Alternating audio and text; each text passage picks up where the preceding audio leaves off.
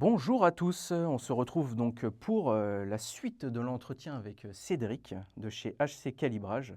Vous avez certainement dû voir déjà la première vidéo sur, on parlait des vidéoprojecteurs, les nouveautés, comment se situe, enfin comment ça se passe sur le marché en ce moment. Maintenant, on va faire un petit tour sur les téléviseurs. Les téléviseurs, donc ces fameux téléviseurs qui changent sans arrêt, d'année en Voilà, année, il y a des nouveautés. oui. Le but, ça va être de vous parler un petit peu de ce qui se fait de bien, des nouveautés à apparaître, puis de parler, pourquoi pas aussi, des très bons téléviseurs qui ont marqué l'année 2024. Oui, Parce que là, au moment où on fait la vidéo, tous les téléviseurs de 2025 ne sont pas encore sortis. non, ils sont pas encore Le sortis, G5 donc est... Non, le G5, il n'est pas encore dispo ou il est si, dispo? si, il est Si, il est dispo, il est dispo. dispo, si, si, il vient Donc, juste de sortir, ouais. voilà, donc il y a certains modèles qui sont dispo sur certaines marques et d'autres où il va falloir attendre un petit peu, courant de Voilà. l'été, je pense, pour la plupart. Oui, oui, oui. Euh, voilà, donc on va vous faire un petit récap de tout ça, on va Oui, bien discuter sûr. tranquillement, et puis voilà. Ok. Euh, Tout d'abord, sur le marché actuel, qu'est-ce que tu peux nous dire, enfin toi, ton ressenti par rapport à, je sais pas, tout ce que tu testes comme écran. On va commencer par, tiens, l'année 2024. Quels sont les écrans qui sont sortis du lot? Ouais, souvent les mêmes, c'est souvent les mêmes chaque année, Voilà, hein. on C'est vrai retrouve. qu'on retrouve quand même le classement, bon, des fois dans différents ordres, hein, mais en 2024, on va dire les deux, trois téléviseurs qui sont vraiment sortis du lot. Bon, après, voilà, au niveau vente, oui, on sait très bien que ça va être du LCD, des premiers prix ou des trucs comme ça. Au niveau Ouais, vente ouais, mondiale ouais, ou vente ouais, en ouais. France, voilà, Hmm. on ne parle pas de ça. Là, on parle des téléviseurs, on va dire, un peu plus axés, enfin, qui sont plus précis et qui sont plus axés Hmm, hmm, cinéma. Et hmm. vraiment, voilà. Donc là, à ce moment-là, c'est vrai que c'est le OLED qui est toujours, pour les cinéphiles, quand même, qui Qui a est le vent toujours en dans le haut poupe. du panier, on Voilà, va c'est dire. ça. Ouais. Donc l'année dernière, il y avait donc le Samsung, S95D. voilà, Hmm. c'est ça, avec le Sony A95L qui avait la même dalle, avec pas le même revêtement, mais la même dalle, et le LG G4. Voilà, donc ça, c'est vrai que ça a été les trois produits, on va dire, phares, hein, Ouais, de l'année voilà, 2024. Ouais. Hmm. voilà, un OLED et QD OLED. Donc,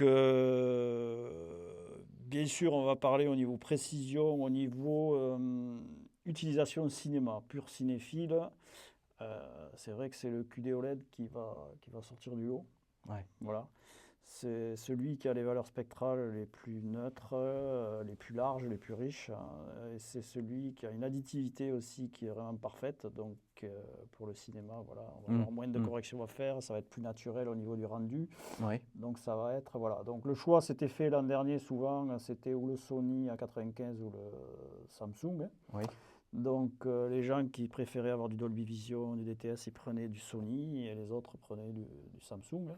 Oui, parce que Samsung n'est toujours pas compatible, ouais, Dolby Vision. Non, non, non. Je ne sais pas si un jour ça. Non, puisqu'ils ont un format qui est concurrent, Ils ont le HDR10+, HDR10+, ouais. voilà, qui lui va, par contre, risque de prendre de l'ampleur parce qu'il va être sur toutes les plateformes, hein. Donc il va être accessible. Donc là, ça va rebooster un peu ça. Donc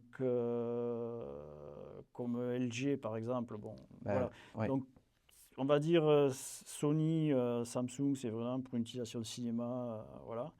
Le LG va être plus polyvalent.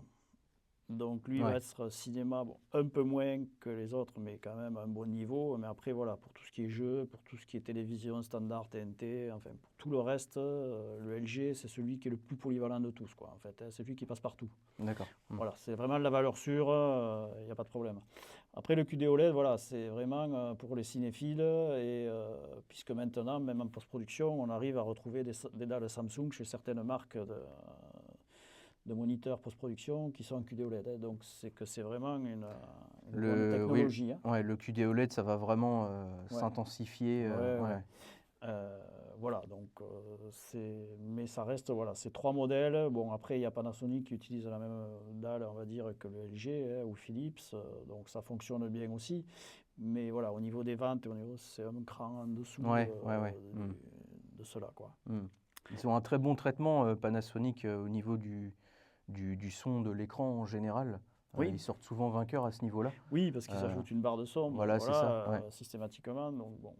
Après, il y en a qui aiment ou qui n'aiment pas, justement. C'est ça. Ça gêne un peu au niveau des ventes, mais c'est quand même, oui. C'est une approche différente. C'est de très bons produits Ouais. aussi. Il y a Bon, des après, très bons traitements tous aussi. ces modèles se calibrent très bien. Hein. Il y a tout ce qu'il faut pour pouvoir les calibrer parfaitement, donc il n'y a aucun problème. Hein. Toi, tu as l'habitude de calibrer. Tu as une marque plus qu'une autre en calibration? Tu as plus de demandes sur, par exemple, du LG ou... Oui. On va dire le gros du marché du calibrage au niveau télé, c'est LG. Ça, c'est clair et net. Donc après, ils ont toujours eu les outils qu'il fallait, les réglages qu'il fallait en interne, donc c'est normal. Hein. Et après, il y a Sony ou Samsung, ça reste aussi, ça vient juste derrière, mais c'est un second. Et après, on va passer sur du Pana et du TCL. Ouais. Voilà, beaucoup de TCL ou Hisense maintenant aussi. Ouais. C'est vrai que TCL, qui sont l'autre technologie différente, bon, qui sont au niveau des ventes qui sont très très hauts, puisqu'ils sont placés derrière Samsung, qui sont les numéro 1. Donc il y a beaucoup de ventes, et il y avait une demande dans ces budgets-là, en fait, au niveau téléviseur, et voilà, ils l'ont comblé, donc ils arrivent à faire des choses très bien pour le prix qu'ils vendent leurs produits. Ça ne sera pas du OLED ou du OLED en qualité, mais pour le prix qu'ils le vendent, ça reste c'est des très bons rapports qualité-prix, TCL et autres. Ils fabriquent pour d'autres marques, donc ça reste quand même de très très bons produits. Ouais. Ok. Ce qui est intéressant aussi, c'est que de toute façon, on parle souvent de Sony, Samsung, LG. Moi perso, j'ai eu les trois. J'ai eu les trois. C'est difficile de dire quelle marque on préfère par rapport à une autre. En fait, à chaque fois, ils se suivent quand même beaucoup. Oui, telle année, quand on va faire les comparatifs, c'est le Samsung qui va gagner. L'année d'après, c'est plutôt le LG. Enfin, ça, c'est très similaire, quoi. Exactement. Non, mais là, quand on est dans des gammes comme ça, c'est vraiment déjà pour faire la c'est des différence. Petites choses, voilà, c'est des petites choses qui vont vous faire aller sur tel ou tel écran. Si vous voyez pas les trois écrans à côté calibrés pareil, vous n'allez pas voir la différence. Donc, si vous avez chez eux les trois modèles sont très bien. Il ne faut pas non plus. Donc au bout d'un moment, ce qu'il faut se dire, c'est qu'on est tellement sur sur les modèles haut de gamme, on est tellement sur de la haute qualité. Si vous prenez un Sony, que le copain vous a dit non, tu aurais dû prendre le LG, c'est pas grave, quoi, franchement. Non, puis ça veut rien dire, donc c'est pas grave. C'est ça. Et puis on choisit aussi, il y a certains critères après qui va faire acheter tel ou tel écran. Tu l'as dit tout à l'heure, par exemple, Samsung n'a pas le Dolby Vision, voilà, ils sont pas copains avec ça. LG va avoir le Dolby Vision, mais pas l'HDR10+. Voilà, chaque fois, c'est des choses comme ça. Le Samsung, le S95D, était excellent pour la dalle anti-reflet. Donc, c'est vrai que pour les personnes qui vont avoir une pièce de vie très éclairée, ça peut être un plus. Donc, en fait, ça va plus se décider sur ce genre de choses. C'est que des petits détails. Après, le téléviseur en lui-même, ils sont très bien. Les trois, donc, faut pas... C'est vraiment un rendu correct, quoi. Pas de problème. Ok. Après, la progression qu'on a vue dernièrement sur toutes les télés, c'est surtout les grandes tailles, quoi. C'est ça surtout les grandes tailles et la consommation qui baisse alors radicalement. Moi qui avais un Kuro à l'époque, que j'ai toujours, qui consommait à pleine charge, il pouvait consommer jusqu'à 1000 watts. Là, quand on arrive à 250, 270 watts sur des 85 pouces, voilà. Donc là, ils ont fait des progrès vraiment énormes. Là, c'est vraiment... et c'est la tendance actuelle. Bon, les grands écrans, en plus, ça commence à baisser au niveau tarif. Tout à fait. Ça commence à devenir abordable. Pour des 100 pouces, 115, c'est encore un peu excessif.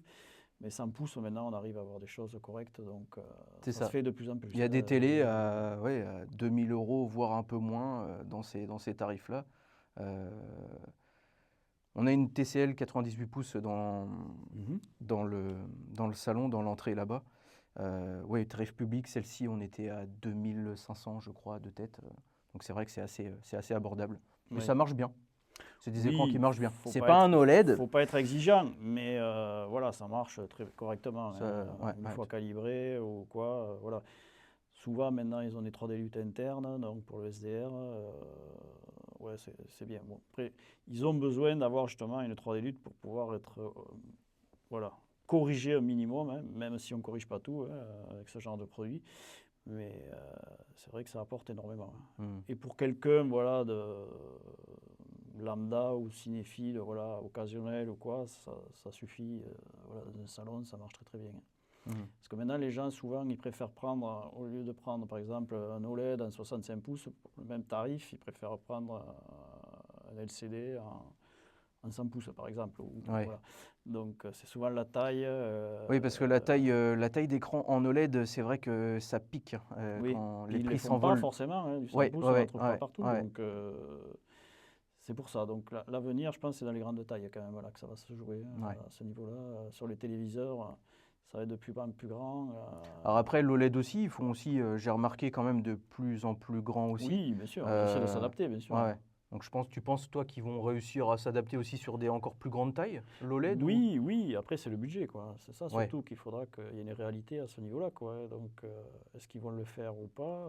On verra au fur et à mesure. Déjà, le 8K, on a vu que bon, tout le monde était revenu en arrière par rapport à ça. C'est ça. Ouais, ils avaient commencé à sortir des écrans 8K. Bah, je crois les premiers c'était Samsung, il me semble. Oui, bien sûr. Ouais, Ils en Samsung. sortent encore, hein, ils Ils en ont sortent encore encore, des ouais. modèles, hein. Ouais.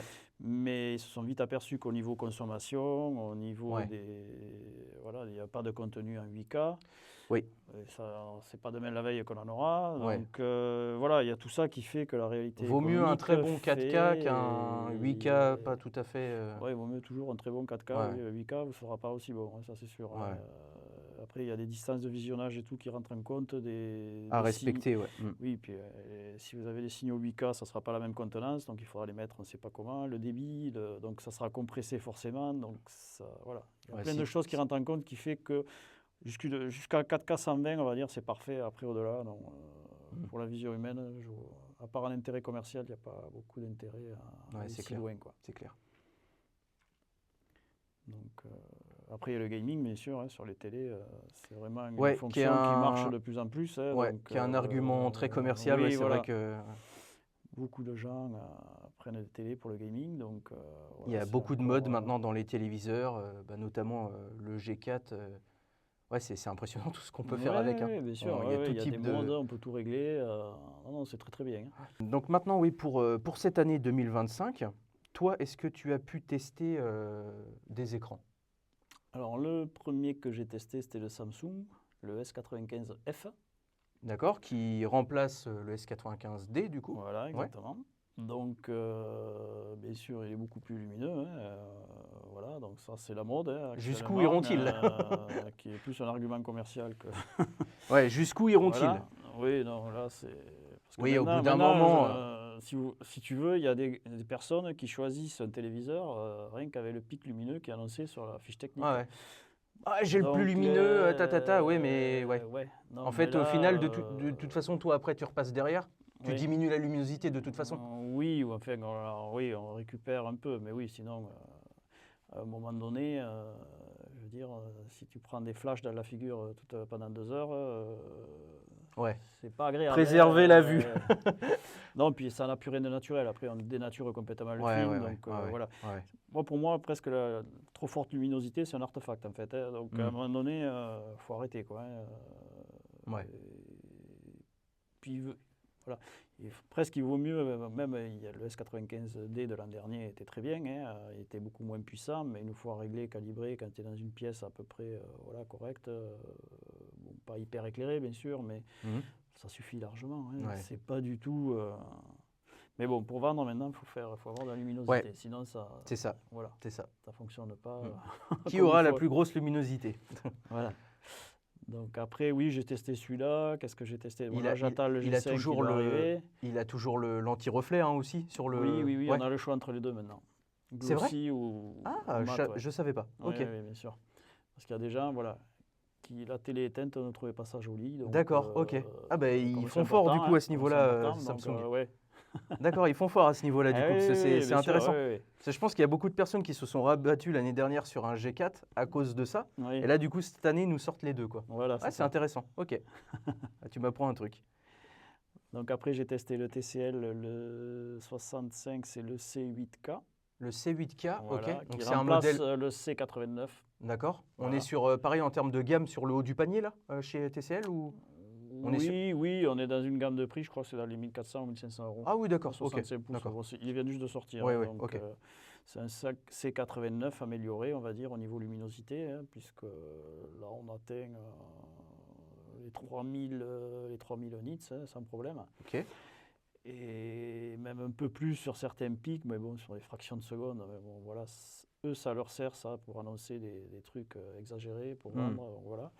Mais oui, 3000 nits, un espace couleur qui est assez bien couvert en DCI, voilà. Mais bon, après, c'est une gamme quand même un peu en dessous quand même Ah oui, de ce qu'on vient de parler au niveau contraste. comme ce qu'on a dit couleur, tout à l'heure, rendu, très, très bon rapport qualité-prix, voilà, des bons ça, c'est sûr. produits. Voilà. Après, on ne fait pas les mêmes choses, quoi. Après, j'ai testé un LG, justement, le QNED 93, un nouveau modèle en LCD. Ouais. Puisqu'LG, ils sont surtout connus pour leur OLED, mais pas forcément pour leur LCD. Hein. Bon, voilà, c'est une télé, on va dire, entrée de gamme, qui fonctionne correctement, mais bon, ça reste... voilà, c'est une télé pour tous les jours. Hein. C'est pas une télé voilà, pour cinéphiles, non, là, loin de là. Hein. Ce n'est pas du tout le programme, quoi, en fait. Hein. Ouais. Et donc là, il te restera donc, pour cette année à tester chez côté LG le G5. Voilà, le G5 qui G5. va arriver là, dans quelques jours. Côté Sony, il y a des nouveautés aussi d'annoncer. Oui, mais bon, pareil, ça va arriver un peu plus tard. Et Panasonic, c'est pareil, ça va arriver un peu plus tard. Et puis côté Panasonic, pareil, il va y avoir un nouveau téléviseur ou... Oui, bien sûr, il y a des nouveaux téléviseurs, nouvelle taille. Oui, il y a pas mal de trucs qui ont bougé du côté de Panasonic, donc ça risque d'être pas mal cette année. Ouais. Ok, d'accord. Ah bah, très, très intéressant. Quand tu fais tes tests, toi, tu en parles sur tes réseaux, sur... Disons que moi, je teste après, c'est sur AB César que ça se passe, au niveau de mes tests. Allez voir, du coup. Voilà, et voilà, oui, je teste pour eux. Ouais. Ok, comme ça, c'est intéressant si les gens veulent aller voir. Oui, bien sûr, ils auront tout le compte rendu, ils verront ce que les téléviseurs ils donnent, quoi. Ok. Bah, super. Bon, on a fait à peu près le tour. Oui. Petite actu tranquillou sur le marché de télévision 2024-2025. Bah écoutez, j'espère que cette vidéo vous a plu. N'hésitez pas à mettre un petit like, commentaire, à partager, à vous abonner. N'hésitez pas à aller voir aussi du côté de chez Cédric et puis côté AV César aussi pour les tests. Et puis on vous dit à la fois prochaine pour une nouvelle vidéo. Allez, salut! Merci.